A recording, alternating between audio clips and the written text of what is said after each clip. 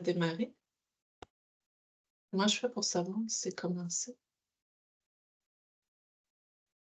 Ça a l'air Moi, j'ai un petit commencé. carré qui annonce qu'il y a un petit... On a reçu le message. ça Oui, c'est commence. marqué, c'est démarré. Oui, bonjour et bienvenue à cette séance d'information pour le programme de soutien financier à la consolidation des organismes en développement social 2024 de Ville de Laval, à la division du développement social. On va avoir une présentation du programme avec vous cet après-midi. On va faire un survol de tout ça. Et par souci d'efficience, je vais me fier à mon PowerPoint. Alors, voilà. Bon, ça va mal. Mes pages défilent pas. Attendez, on a des problèmes techniques. On est capable.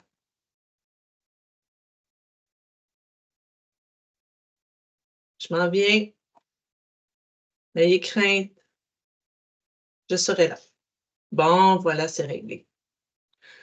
Alors, les objectifs de cette capsule d'information, bien évidemment, ça va être de vous informer sur le programme lui-même. On va vous présenter les différents paramètres du programme. On va préciser des éléments qui vont être importants à considérer dans la rédaction de votre demande de soutien financier. Puis, je vous invite à être à l'affût dans le coin supérieur droit de votre écran. Il va y avoir régulièrement un petit cercle noir avec un petit P et un nombre qui est inscrit. Ça fait référence à la page où vous allez trouver l'information dans le guide d'information, là où il peut y avoir plus de détails que ce qui va être abordé cet après-midi. Alors, vous pouvez faire référence ou aller le consulter là en direct dans le guide d'information qui est lui-même disponible sur le site web de Ville de Laval. Je vous invite pour la présentation à garder vos micros fermés afin de nous assurer d'avoir un meilleur enregistrement possible pour les personnes qui vont regarder en différé. Ça sera vraiment apprécié. On aura une période de questions, comme je l'ai dit plus tôt, là, qui va suivre la présentation où l'enregistrement sera terminé. On va commencer par un court contexte. Vous allez voir, je vais vous survoler ça vite pour aller dans le concret dès qu'on sera en mesure. Vous êtes sûrement tous au fait là, de la planification stratégique urbaine de nature de Ville de Laval qui a fait se positionner la Ville de Laval à titre de leader en matière de développement social. Vous êtes au fait également là, que Ville de Laval reconnaît le travail qui est plus qu'essentiel, qui est réalisé par l'entièreté du milieu communautaire qui est sur notre territoire, particulièrement en matière de développement social. Là, vous avez compris ma thématique. Avec le titre du programme, on parle de développement social aujourd'hui, cet après-midi. Ville de Laval avait le souhait d'offrir un soutien financier qui vise à consolider les organismes en matière de développement social qui œuvrent sur son territoire auprès des populations qui sont les plus vulnérables.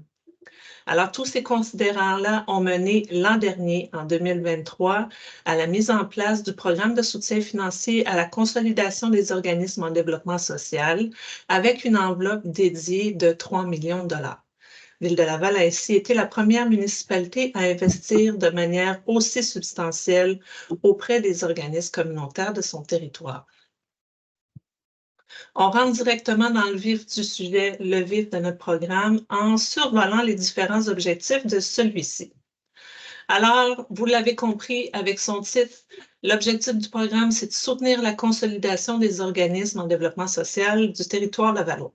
Plus particulièrement, qu'est-ce que ça veut dire? Ça veut d'abord dire répondre aux besoins des organismes communautaires en offrant des services qui offrent des services auprès des populations vulnérables et qui ont des besoins, et ce, de façon complémentaire au soutien gouvernemental.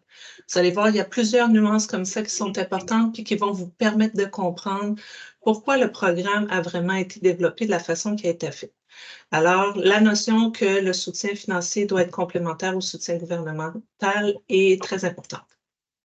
Ensuite, un autre objectif, c'est de soutenir les organismes de façon structurante en finançant des dépenses difficilement admissibles à d'autres programmes et fonds gouvernementaux qui sont en lien avec la consolidation des organismes, puis qui doivent d'habitude être soutenus à même les budgets de fonctionnement là, de vos divers organismes, alors dans vos financements à la mission globale.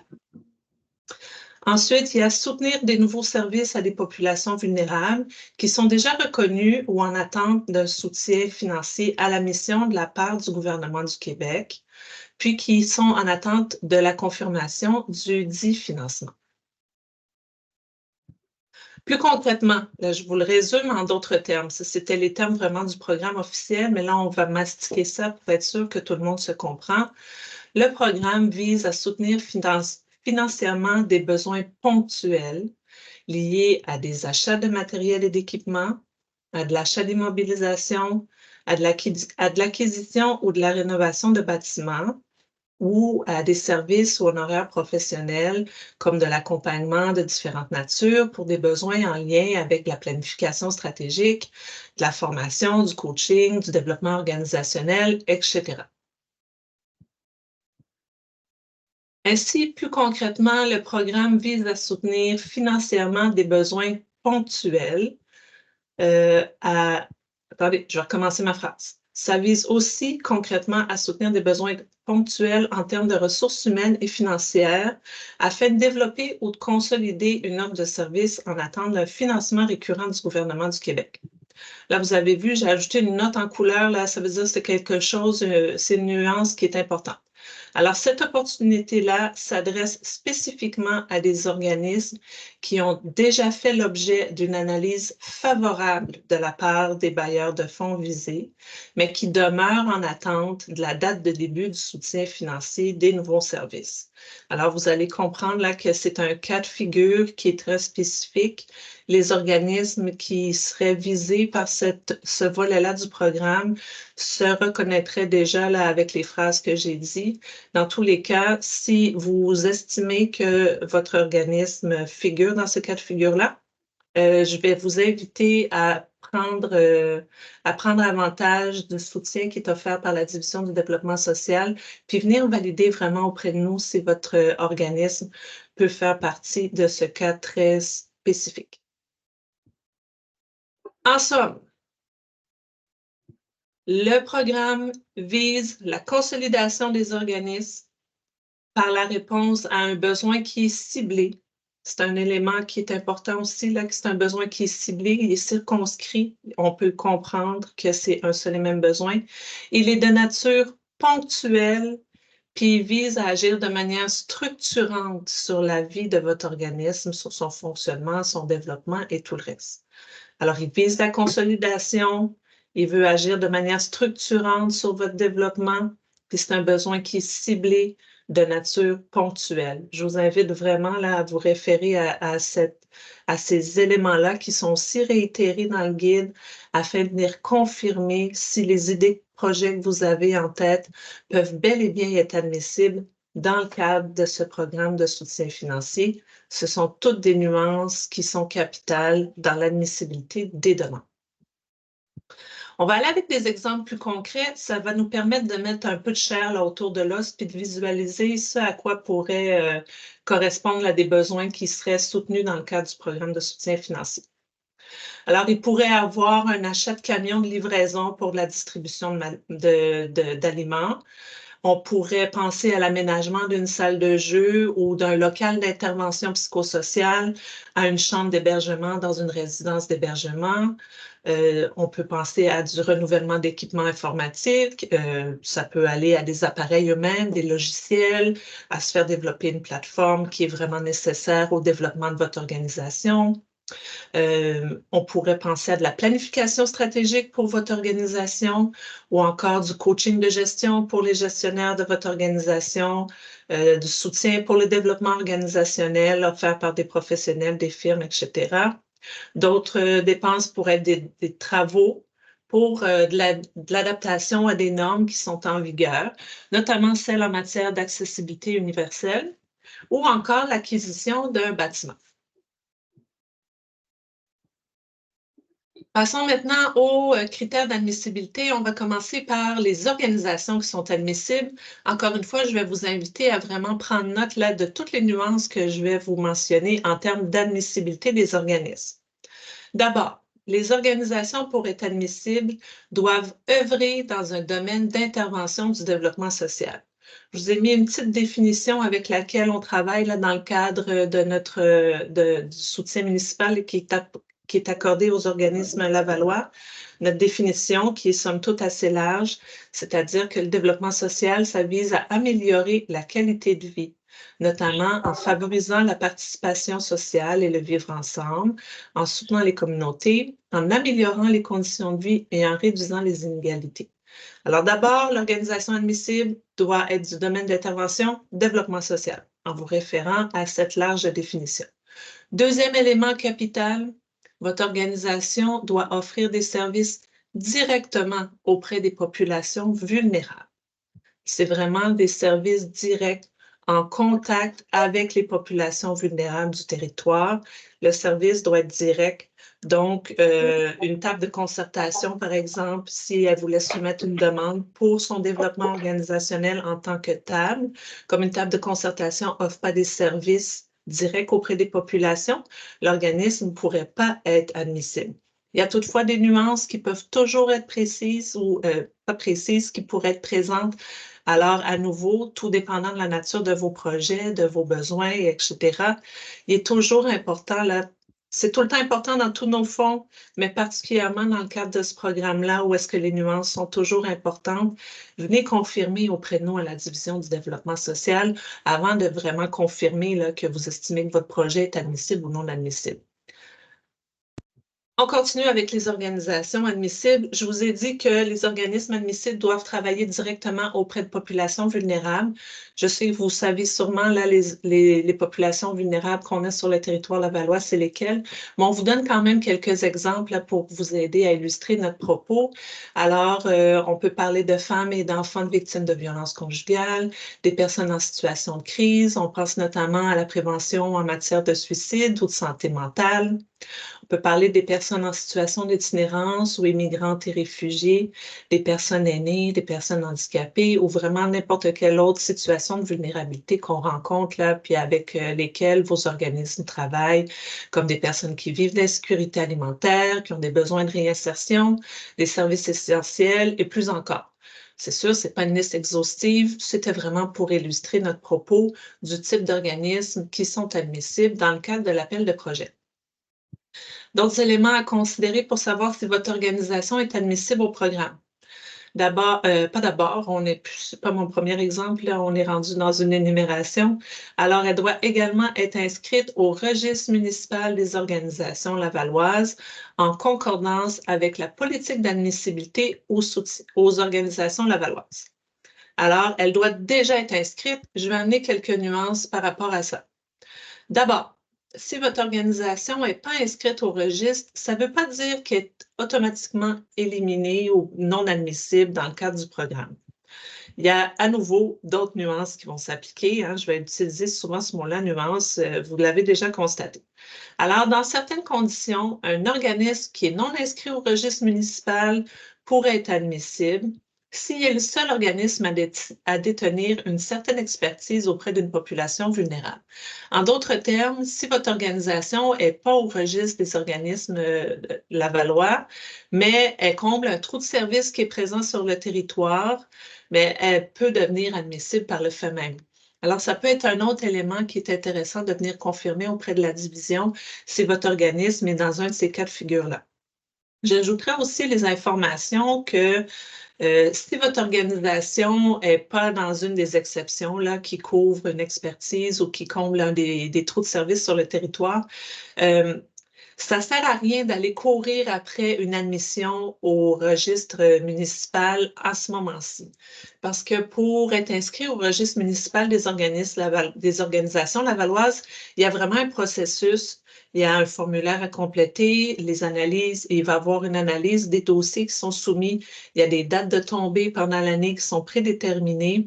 Alors, il est impossible pour une organisation là, qui voudrait présentement être inscrite au registre municipal en vue d'obtenir un soutien financier dans le cadre du programme, que l'analyse puis l'admissibilité soient accordées en temps pour rendre votre organisation admissible. Lors du dernier appel de projet, on a vu des organismes là, qui se sont imposés d'eux-mêmes cette démarche-là qui, comme je l'ai dit, là, requiert temps et à des étapes qui sont vraiment prédéfinies. Alors, ça ne sert à rien d'aller à la course pour vous enregistrer au registre. Ceci étant dit, ça ne vous empêche pas d'amorcer une réflexion à savoir si c'est une démarche que votre organisation aura envie de suivre, si les services qui viennent avec une admission au registre municipal sont des services qui sont importants ou nécessaires pour votre organisation. Alors, j'ai ajouté ces informations-là complémentaires. À nouveau, si vous avez des questions sur ces éléments-là, là, ça nous fera plaisir d'y répondre ou encore, vous pouvez là, nous rappeler à la division dans un autre moment. On continue avec les organisations admissibles. Maintenant que j'ai parlé de l'élément du registre municipal, les organismes admissibles doivent avoir une des formes juridiques suivantes. Donc, être une organisation incorporée et à but non lucratif, être considéré comme un OBNL, mais sous la forme d'une coopérative, ou des regroupements d'organismes ou des tables de concertation représentés par un fiduciaire qui répond aux critères précédents. Tantôt, je vous ai parlé de la notion importante d'offre de services directs aux populations. Alors, pour ce type d'organisme-là, les regroupements d'organismes et tables de concertation, il y a d'autres validations là, qui seraient à faire pour venir confirmer votre admissibilité là, avant de simplement envoyer votre formulaire de demande. Dans tous les cas, moi, je vous encouragerais certainement à le faire. Des organisations qui sont non admissibles, vous allez le comprendre de facto là, en regardant à sens contraire versus les critères d'admissibilité. Alors, les organismes qui n'offrent pas de services directement aux populations vulnérables, on prend vraiment importance là, de se rappeler des populations vulnérables, on ne parle pas des populations générales. Alors, les organismes qui n'offrent pas des services directement aux populations vulnérables ne sont pas admissibles. Les ministères et organismes gouvernementaux ainsi que paragouvernementaux, les organisations et les associations à vocation religieuse ou encore à caractère politique, puis aussi les organismes qui sont en situation de litige devant un tribunal ou avec les gouvernements provinciaux, fédéraux ou même la ville de Laval, ces organisations-là ne seraient pas admissibles non plus. Il y a différents critères d'évaluation des demandes qui sont somme toute assez larges, vous allez le constater. Alors, lorsque vous allez soumettre votre demande, ce qui va être regardé, c'est d'abord, est-ce que votre organisation prévoit des contributions de lui-même, soit de l'organisme ou encore de partenaires, d'une valeur minimale de 10 de la valeur totale du budget qui est soumis avec votre demande. Alors, c'est vraiment important lorsque vous allez rédiger votre demande de prévoir des contributions d'un minimum de 10 de la part de votre organisme même ou encore des partenaires à votre projet. On prend note ici que les contributions peuvent être de nature financière, elles peuvent être en service ou encore elles peuvent faire partie des frais d'administration, des contributions de votre organisme et des partenaires. Je réinsiste un peu sur la nuance parce que vous allez voir, je vais reparler des frais d'administration plus tard, puis là, on va être dans des notions de dépenses non admissibles. Alors, il faut faire attention là, avec les frais d'administration, de quel côté on se situe là, dans la rédaction de la demande. Ensuite, votre organisation doit faire la démonstration que la demande répond à un besoin ponctuel. Vous avez vu tantôt comment j'ai insisté là. On vient réinsister ici sur la nature ponctuelle des besoins, puis que ça vise la consolidation de votre organisme. Il doit aussi avoir un caractère complémentaire de votre offre de service ou du besoin avec les autres services qui sont offerts sur le territoire. Assurément, on ne veut pas travailler en dédoublement sur le territoire.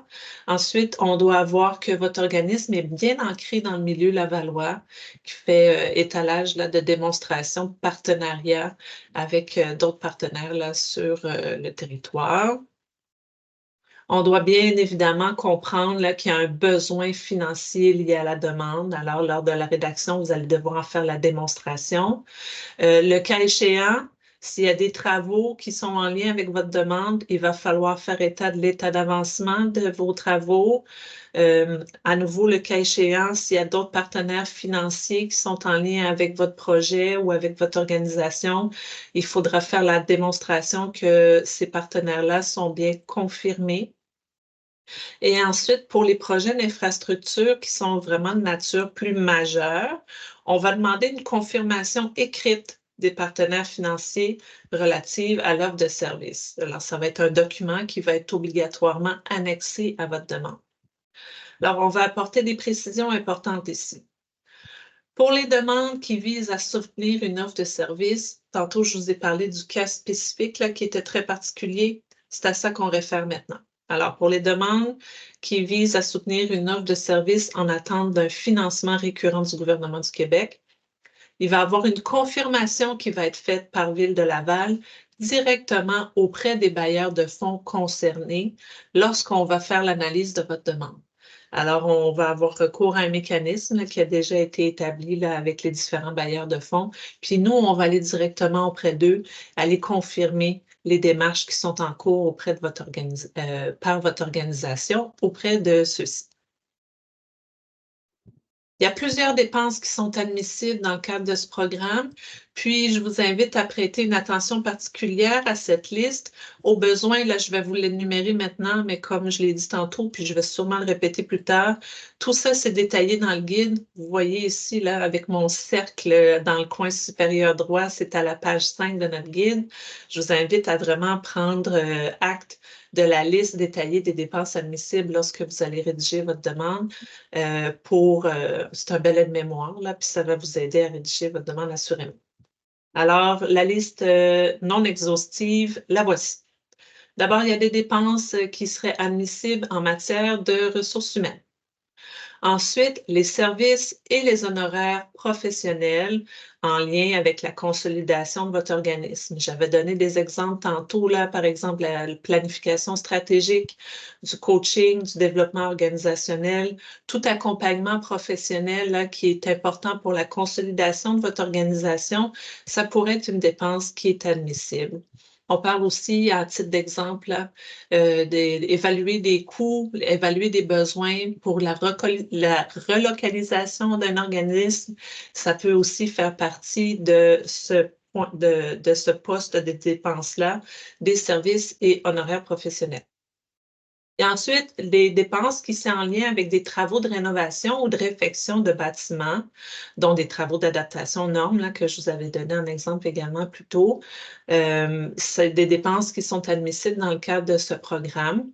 Là, vous voyez, j'ai mis un bel encadré en bleu parce qu'il y a une nuance qui est importante ici. Lorsqu'on va parler de travaux de rénovation puis de réfection, si votre organisme est logé dans un espace municipal, par exemple en centre communautaire, les demandes peuvent être reçues dans le cadre du programme. Il n'y a effectivement aucun problème. Là, vous n'êtes pas exclu en aucun cas, mais il y aurait une démarche supplémentaire à faire avant même de faire parvenir votre demande. Alors, si vous pensez déposer une demande pour des rénovations, vous êtes logé dans un bâtiment municipal, on vous invite à tout de suite aller au-devant de votre répondant municipal, puis à jaser avec lui de votre idée de projet, puis de sa vision de la faisabilité de la chose. Parce que si vous voulez apporter là, des améliorations locatives à un bâtiment municipal, il va vraiment être impératif de l'impliquer dans la démarche. Alors, vous allez pouvoir parler avec lui de votre projet. Ça va contribuer à vraiment développer puis à peaufiner la rédaction de votre demande de soutien financier. Mais lui ou elle, c'est tout dépendant de votre répondant ou répondante, va pouvoir vous accompagner dans les autres démarches qui vont être à faire afin d'aller chercher les approbations qui sont nécessaires de Ville de Laval pour pouvoir mettre votre projet en œuvre. Alors, c'est vraiment votre répondant ou votre répondante municipale là, qui va détenir cette expertise-là pour vous accompagner afin de rendre cette idée de projet-là d'amélioration locative en bâtiment municipal viable.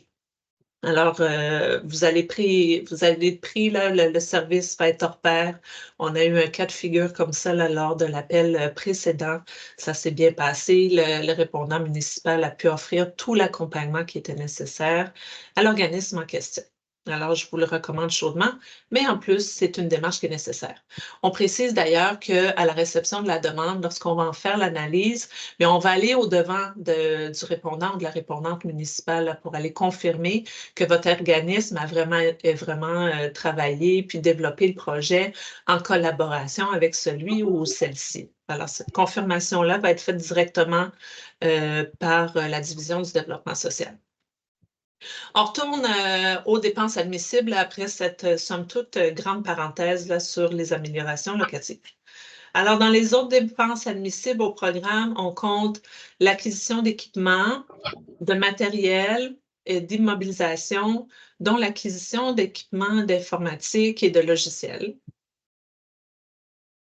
Ensuite, il y a les frais qui sont liés à une relocalisation d'un organisme. On les laisse larges là, pour s'assurer d'être inclusif.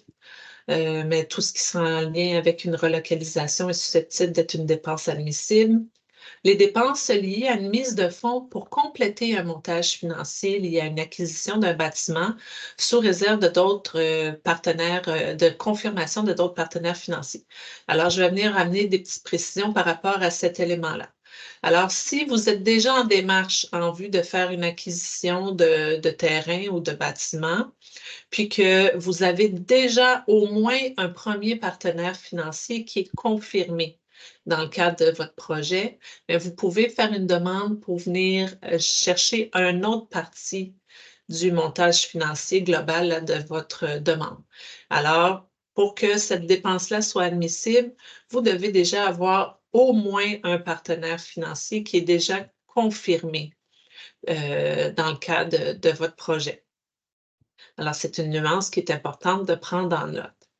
Puis vous avez vu, on s'est laissé quand même une sorte de flexibilité en disant toute autre dépense reconnue admissible là, qui sera conséquente puis cohérente avec l'ensemble des autres critères de l'appel de projet, qui seront conséquentes et cohérentes avec le programme lui-même, parce qu'on ne peut pas imaginer l'entièreté là, des possibles et de deviner d'avance l'imagination que vous pourriez avoir pour des projets en termes de consolidation. Alors ça sera analysé au cas par cas. Si votre projet est un peu moins évident, à nouveau, saisissez l'opportunité. Là, on vous tend la perche afin d'être disponible pour répondre à vos questions. Personnellement, j'en tirerais bénéfice. Si je pensais que mon projet, il ferait partie de toute autre dépense reconnue, là, je viendrais valider au côté du prêt. Attendez, je recommence cette phrase-là aussi. Je viendrais valider du côté de la division du développement social pour m'assurer que je ne travaille pas dans le beurre. Petite dépense admissible qui est assez unique là, dans le cadre de ce programme-là, qui est important de prendre en compte, qui peut être vraiment intéressante pour vous. Alors, on a noté que c'est en vue des redditions de comptes, mais les honoraires professionnels qui sont en lien avec la nécessité de réaliser des audits, donc des états financiers qui seraient audités dans le cadre d'une mission d'audit par un auditeur indépendant, peuvent être admissibles dans le cadre des montages financiers que vous allez soumettre. Alors, c'est un critère qui est assez spécifique à ce programme-là, bien qu'il commence à apparaître dans d'autres programmes. Je vous invite à rester à l'affût de cette nouveauté-là, mais c'est une dépense qui est intéressante. Puis, il y a des liens avec votre reddition de compte aussi, parce qu'assurément, avec un soutien financier, il y a une reddition de compte. Alors, ça vous permettrait de faciliter la soumission de votre reddition de compte si votre projet est retenu. Alors, ça vous permettrait notamment d'ajouter des détails là, à vos audits, soit ajouter une annexe, ou bien non, vous permettre de ventiler là, les sommes en lien avec la subvention dans le cadre de vos états financiers. Puis aussi, ça permet pour les organismes, là, vous êtes peut-être au fait ou c'est peut-être déjà un cas de figure pour votre organisation, les organismes qui reçoivent plus de 100 000 dans une même année financière de la part de Ville de Laval sont tenus d'avoir des états financiers qui sont réalisés dans le cadre d'une mission d'audit. C'est une loi provinciale, ce n'est pas un règlement municipal. Alors, ça vous permet de facto à répondre à cette condition-là qui vient avec le soutien financier. Si vous avez des questions sur tous ces éléments-là là, qui sont très à nouveau, dans la nuance, qui peuvent être un peu plus complexes, n'hésitez pas à me poser des questions directement à moi, là, Mélissa Giroux, vous pouvez m'envoyer un courriel ou quoi que ce soit.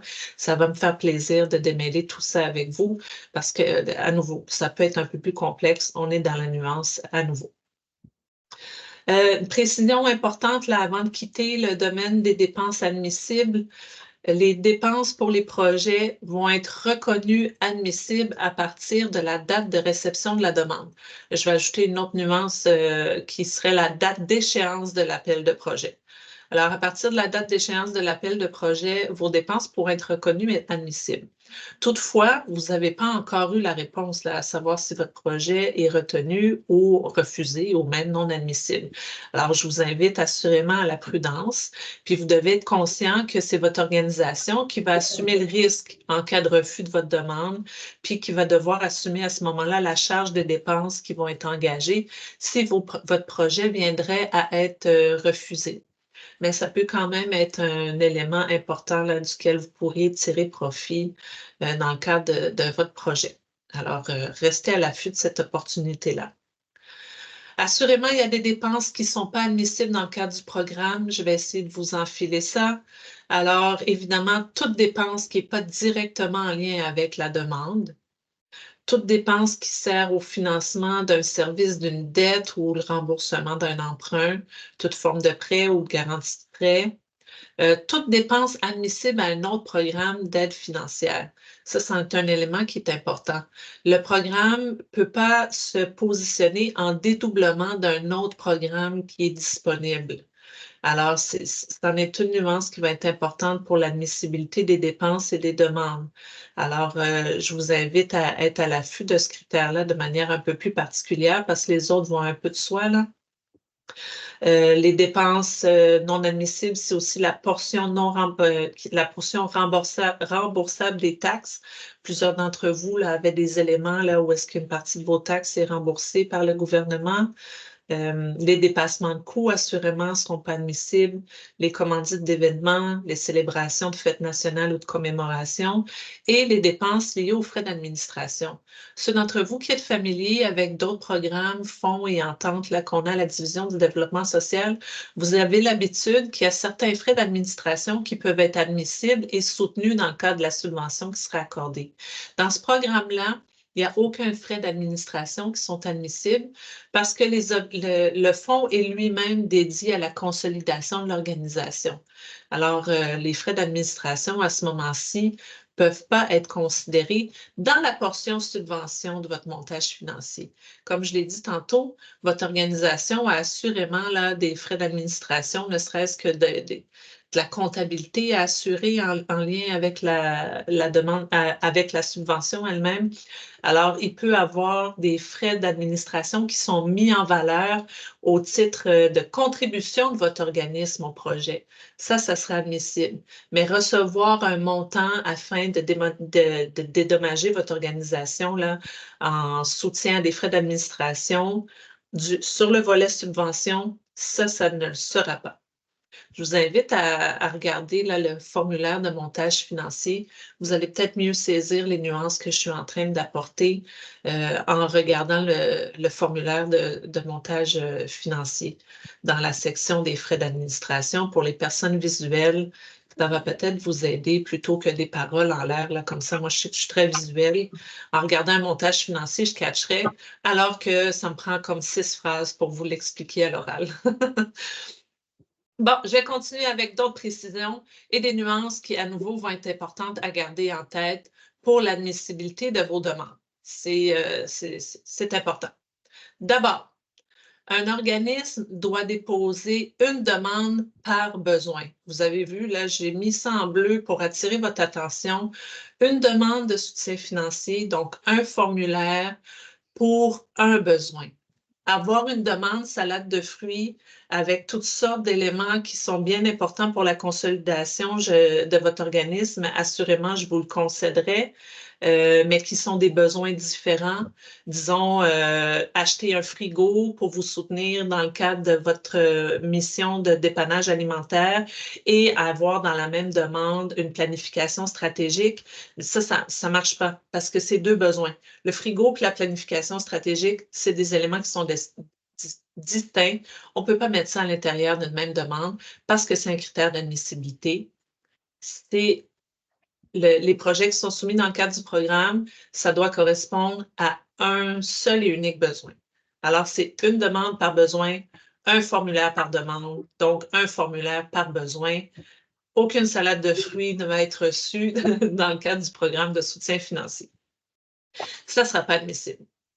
Ensuite, là où ça peut être intéressant, d'autant plus, c'est que vous avez la possibilité de soumettre jusqu'à 2 demandes.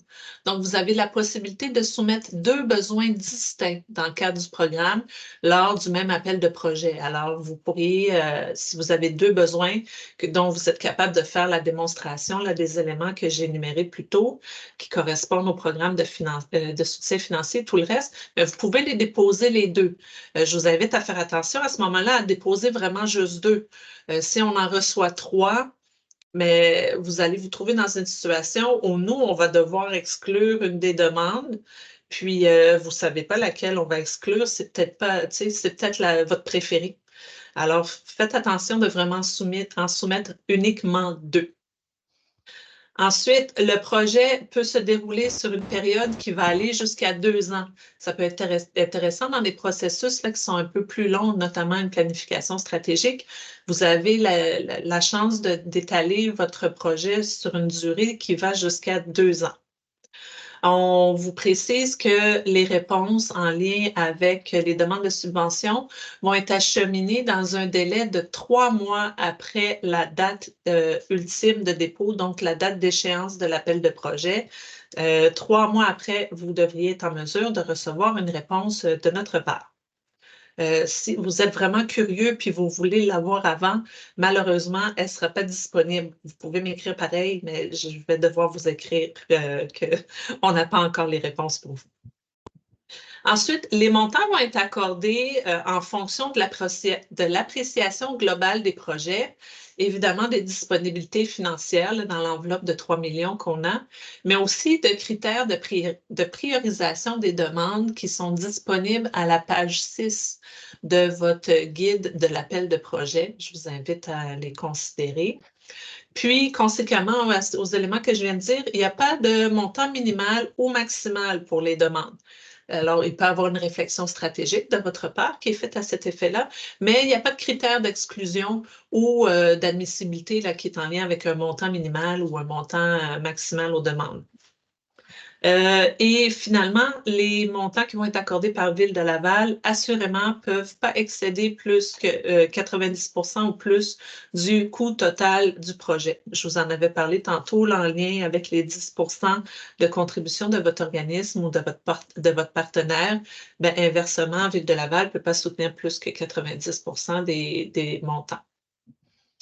Il y a différents outils qui sont à votre disposition pour vous aider dans le cadre de cet appel de projet. J'ai parlé du guide là précédemment. Je me permets d'insister encore là, sur cette opportunité-là que vous avez là, d'avoir un guide avec toutes les informations qui est disponible et à votre disposition. Dans ce guide-là, bien, vous avez l'ensemble des objectifs de l'appel de projet qui sont déclinés. Il y a les critères d'évaluation, la liste des dépenses admissibles auxquelles vous pouvez vous référer, puis je vous invite vraiment, là, lors de la rédaction de votre demande, à garder le guide à côté de vous pour faire sûr que les éléments que vous allez mettre dans votre montage financier sont des dépenses admissibles. Ça peut éviter des surprises là, qui sont moins agréables là, dans le cadre du traitement de votre demande. Et ça va vous informer aussi sur le processus d'analyse et d'attribution dans le cadre de l'appel de projet. Il y a évidemment un formulaire qui existe et qui est mis à votre disposition pour soumettre les demandes de soutien financier. Il a été rédigé afin de vous accompagner à répondre aux critères d'analyse de l'appel de projet. Alors, il est important d'en tirer profit.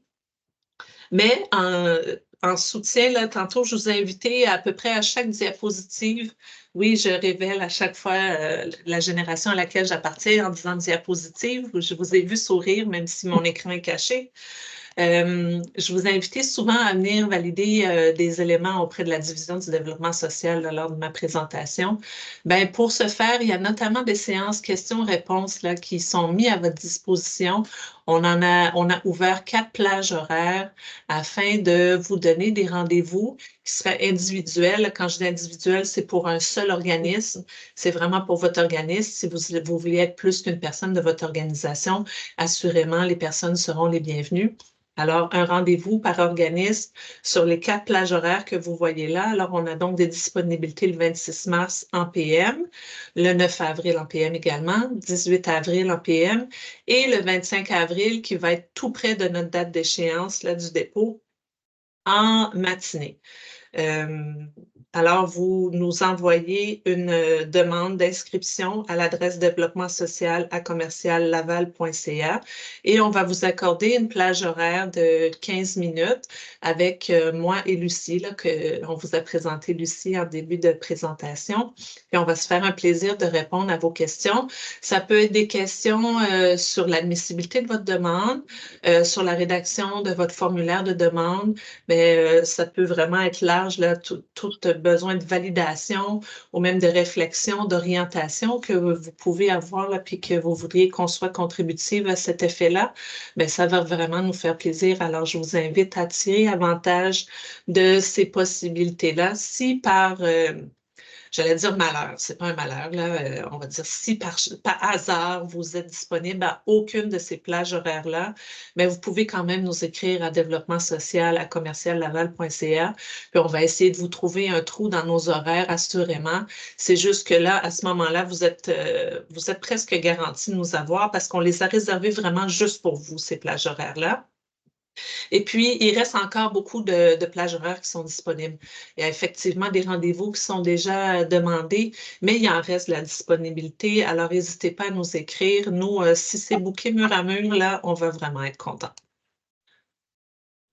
Alors, les modalités de dépôt, tantôt, je vous ai dit, là, il y a des documents, il y a le formulaire. Il y a différents documents aussi à soumettre pour faire une demande dans le cadre du programme.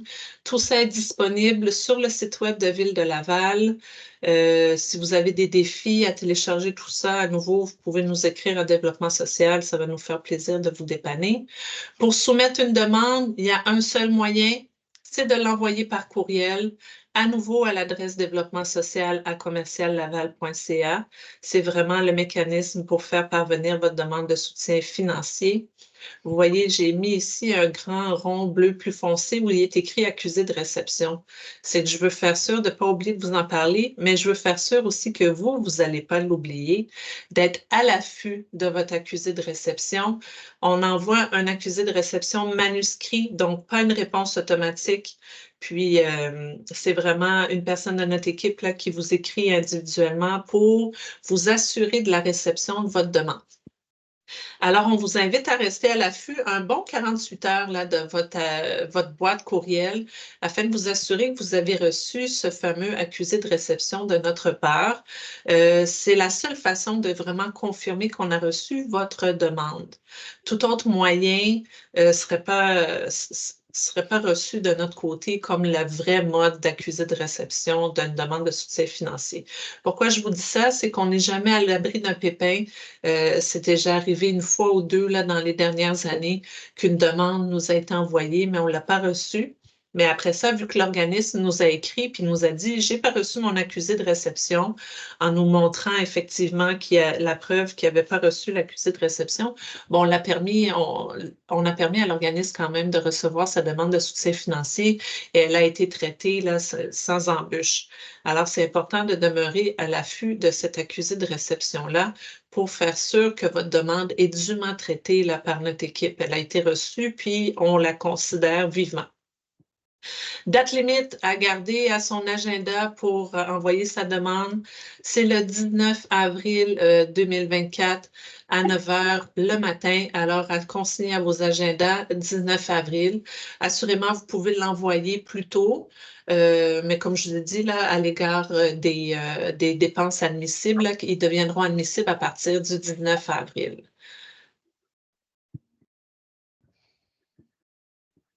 J'ai quelques conseils rapides aussi à vous formuler par rapport à la rédaction de vos demandes de soutien financier. Comme vous êtes un auditoire captif là à l'autre bout de mon écran, j'en profite pour vous défiler quelques conseils rapides. Je vais d'abord prendre une petite gorgée d'eau. Tout d'abord, vous allez garder en tête là que vous avez effectivement des objectifs et des priorités en tant que demandeur. Je résume ça en 3 grands objectifs à garder en tête tout au long de la rédaction de votre demande de soutien financier. Objectif numéro 1, pour augmenter les chances que votre demande soit retenue dans un contexte où elle sera analysée en même temps que... Attends, je vais le recommencer. Augmentez vos chances que votre demande soit retenue dans un contexte où elle sera analysée en même temps que de nombreuses autres demandes. Ensuite, je vais me permettre de rappeler que j'avais demandé, s'il vous plaît, de garder vos micros fermés. Parce que là, j'ai plus accès. Attendez, je vais reprendre l'accès. Ça me fait un petit intermède. Tu t'en occupes, Lucie? Oui, c'est bien. Merci. Alors, là, je l'ai lu 2 fois. Vous vous en rappelez. Je vous fais confiance. Je vais sauter à l'objectif numéro 2. Alors, veillez à ce que les personnes analysant votre demande comprennent bien votre projet, puis ensuite démontrez clairement comment votre projet correspond aux objectifs du programme. Ça semble des conseils ou des priorités qui peuvent être évidentes, mais je vous invite tout de même à les garder à votre esprit lors de la rédaction de votre demande. Votre objectif, c'est vraiment de mettre le maximum que vous pouvez dans la rédaction de votre demande parce qu'elle va être analysée en même temps que de nombreux autres projets, plein d'organismes qui ont des besoins en termes de consolidation, qui ont des besoins qui sont grands, qui vont être étoffés, détaillés, avec l'information pour le soutenir. Votre demande va faire partie de ce lot-là. Vous voyez, on est déjà beaucoup de personnes autour de l'écran aujourd'hui pour la séance d'information. On s'attend à recevoir beaucoup de demandes. C'est l'heure de mettre la gomme puis de mettre l'énergie dans la rédaction de votre demande pour vous assurer qu'elle soit capable de suivre les autres lors de l'analyse. Je vous invite aussi à prendre garde lors de la rédaction que votre projet doit être compris par une autre personne qui le lit. Il ne faut pas prendre pour acquis que les gens vont tout de suite comprendre l'idée qui est derrière votre projet. Ça arrive souvent qu'on reçoit des demandes, on ne comprend pas ce qui nous est demandé. La personne, pourtant, nous a donné des détails et des informations, mais il manque des informations qui sont importantes, qui sont essentielles à notre compréhension du projet. Ça arrive régulièrement. Alors, il ne faut pas prendre pour acquis que c'est clair et limpide. Puis, vous devez faire sûr de démontrer que votre projet correspond directement aux objectifs de l'appel de projet. C'est vraiment pour consolider votre organisation que vous soumettez ce projet-là. Ça doit paraître dans la rédaction de votre demande. On doit être en mesure de le confirmer. Mélissa, juste pour indiquer, tu vas répondre aux questions dans quelques instants. Oui, assurément, oui. Absolument, oui. Comme on avait dit, on va garder les questions pour la fin de la présentation, comme celle-ci est enregistrée. Comme ça, on va faire ça à caméra fermée là, par la suite. On va juste enregistrer les informations qui sont à l'intention de tout le monde. Donc, on continue toujours avec vos objectifs et priorités comme demandeur. Un autre élément qui peut paraître évident, mais si je me permets de vous le mentionner, vous pouvez savoir que ce n'est pas toujours le cas. Vous devez vous assurer de déposer une demande qui est complète et admissible. Alors, tantôt, je vous ai détaillé l'ensemble des critères d'admissibilité. Ils sont disponibles au guide de demande. Je vous invite à aller regarder de nouveau avant de faire parvenir votre demande. C'est crève-cœur lorsqu'on reçoit une demande qui est non admissible parce qu'on sait que vous avez travaillé fort sur votre dossier, puis que nous, on va simplement la mettre de côté. Une demande non admissible n'est pas analysée. Elle va être mise de côté. puis elle ne sera pas analysée pour les fins de la subvention. Alors, vous avez simplement perdu du temps précieux que vous auriez pu mettre sur d'autres choses. À chaque fois, ça nous désole grandement. Puis quand je dis aussi une demande complète, on vous a outillé là, avec cet appel de projet-ci. Pour les autres appels de projet, on est en train de changer nos formulaires également. Vous voyez là à l'écran les 2 premières pages de notre formulaire. Ce sont les documents à soumettre avec votre demande. Alors, pour que votre demande puisse être comprise et bien analysée, les documents qui sont demandés là sont vraiment impératifs. On ne vous les demande pas juste pour le fun de vous les demander. Ils vont tous être regardés, ils vont être lus, ça va être analysé en détail. Il y a une nuance supplémentaire à prendre en considération pour cet appel de projet-ci. Vous allez voir là, il y a différents sous-titres aux documents obligatoires à soumettre avec votre demande. Parce qu'il y a différents types de demandes en lien avec l'appel de projet. Puis, pour analyser ces types de demandes qui sont vraiment diverses, bien, les documents à joindre à votre demande aussi sont divers. Alors, je vous invite à bien prendre en considération quel type de demande vous faites. Est-ce que c'est une demande qui est en lien avec l'achat de matériel et d'équipement? Est-ce que c'est une demande en lien de l'acquisition, de rénovation de bâtiments? Est-ce que c'est un projet en lien avec une infrastructure? Toutes ces demandes-là demandent une certaine pièce supplémentaire à joindre à votre formulaire.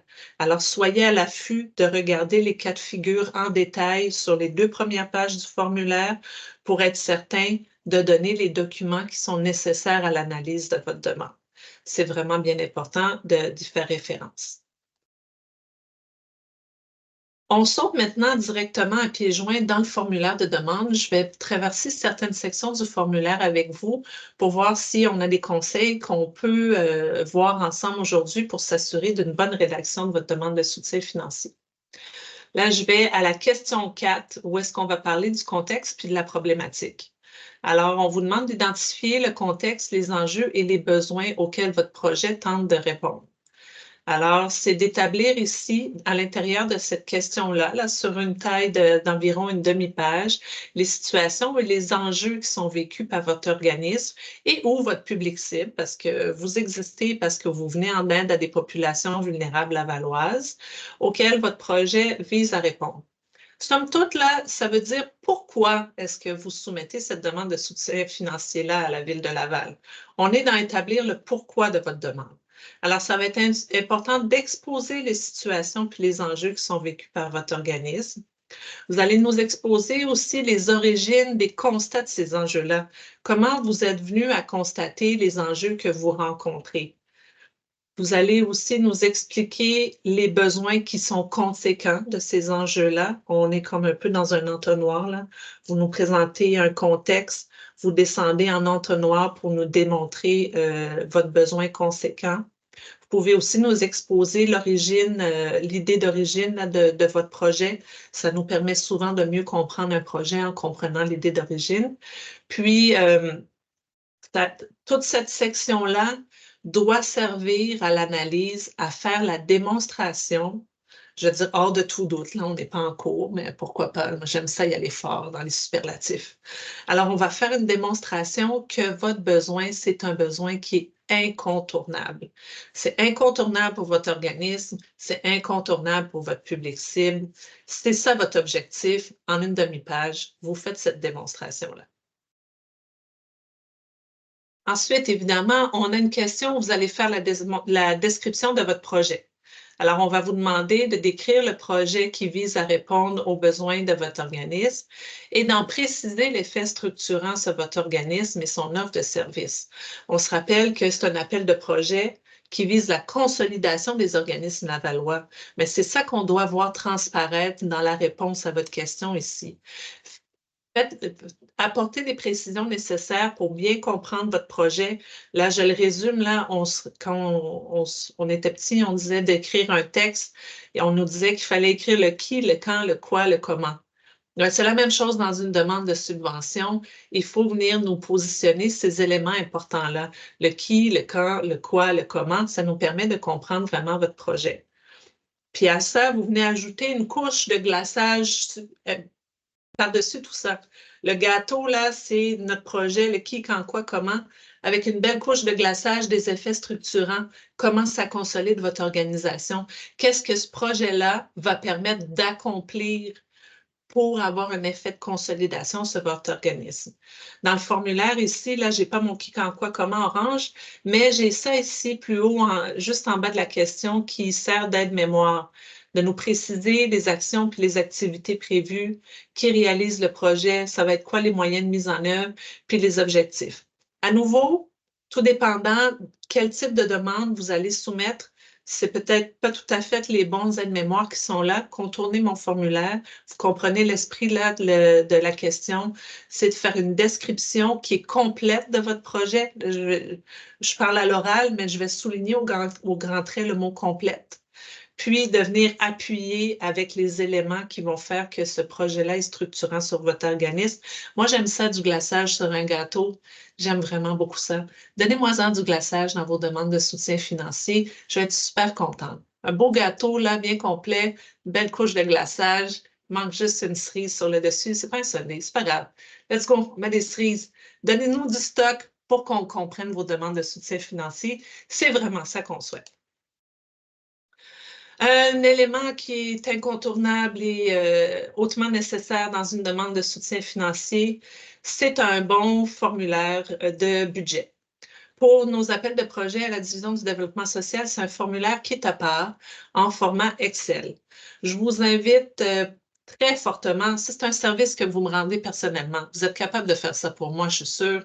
Convertissez-le pas en PDF, s'il vous plaît. Laissez-moi ça en format Excel, ça facilite beaucoup le traitement de vos demandes.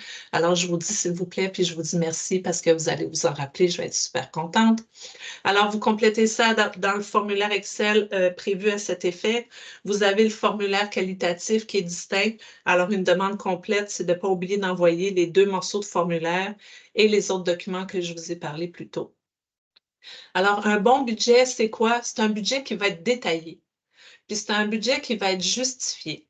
Quand je dis justifié, ça veut dire de nous donner des clés d'information, des clés de compréhension de votre budget.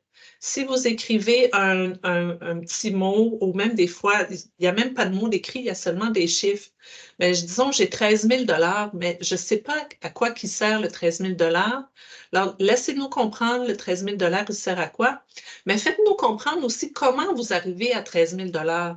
Est-ce que si c'est un calcul de salaire, il faut nous donner les clés de compréhension, le nombre d'heures travaillées, le taux horaire, quelque chose qui nous permet de comprendre qu'il y a vraiment qu'il y a des informations qui viennent backer, oh, j'ai un bel anglicisme là, dans ma présentation, qui viennent backer le 13 000 $ en question.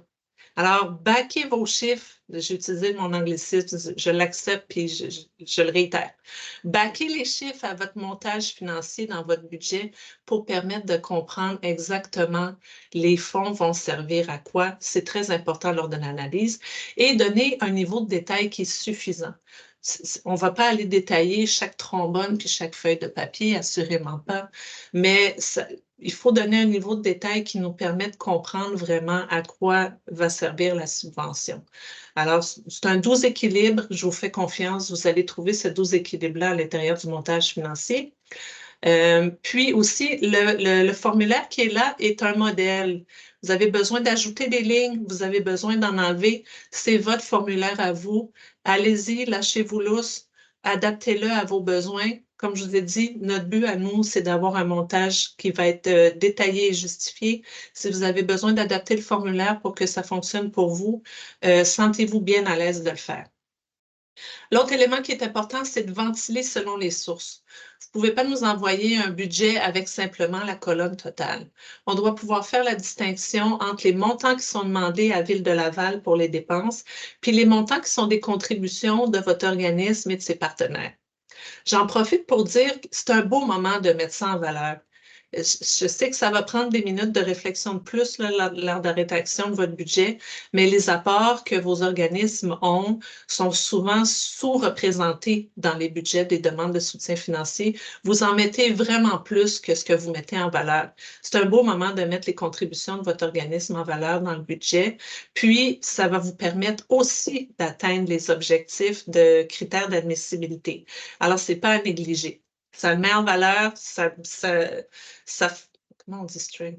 Ça rend plus forte votre demande et puis ça permet d'atteindre les critères d'admissibilité, c'est très important.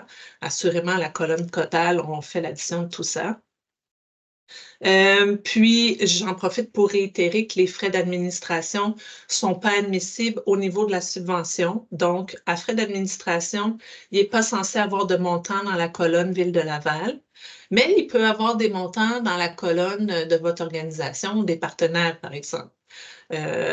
À ce moment-là, il faut que ce soit un niveau un montant qui reflète vraiment les frais d'administration réels en lien à votre projet. Là, ça doit être quelque chose de raisonnable qu'on peut constater facilement à l'analyse que c'est un montant qui a bien de l'allure. Dans ce formulaire-là, il va être important, tantôt je vous ai parlé qu'il y a différentes sortes de demandes. Différentes sortes de demandes amènent différents documents à joindre à votre dossier. Mais dans le formulaire aussi, il y a des questions qui sont spécifiques à certaines de ces types de demandes-là. Alors, vous allez voir là, dans le formulaire, il y a une section qui s'appelle « Questions supplémentaires selon la nature de la demande de soutien financier ». Alors, à chacune de ces questions, prenez le temps d'aller regarder si elles s'adressent au type de demande que vous entendez soumettre.